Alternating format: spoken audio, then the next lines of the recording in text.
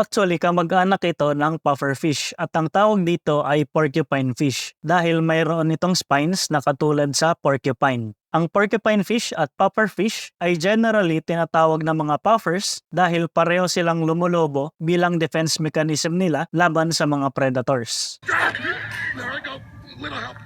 Pero alam nyo rin ba na ang mga ninuno natin sa Mindoro 13,000 years ago ay nanghuhuli na ng mga porcupine fish bilang pagkain o ginagamit bilang panglason sa mga hayop. Sa pag-aaral na ito ay may mga archaeological sites sila sa Mindoro at may nakita sila na 193 remains ng porcupine fish. Hindi ito buo na skeletal system kundi mga fragments na. At karamihan sa mga fragments na ito ay ang mga dermal spines. Karamihan rin sa mga samples nila ay may marka na sunog. Kaya base sa characteristics na ito at ang fact na ang archaeological sites ay makikita 30 to 45 meters above sea level and 180 meters from the coastline, ito ay evidence na ang porcupine fish ay ginamit ng mga tao for a specific purpose tulad na lang ng pagkain or panglason para makahuli pa ng ibang mga hayop. Ang mga resulta na ito ay nagpapakita ng advanced na kaalaman ng mga ninuno natin sa paggamit ng mga nakakalasong mga isda. Importante din ang mga study sites na ito sa Mindoro dahil isa ito sa mga lugar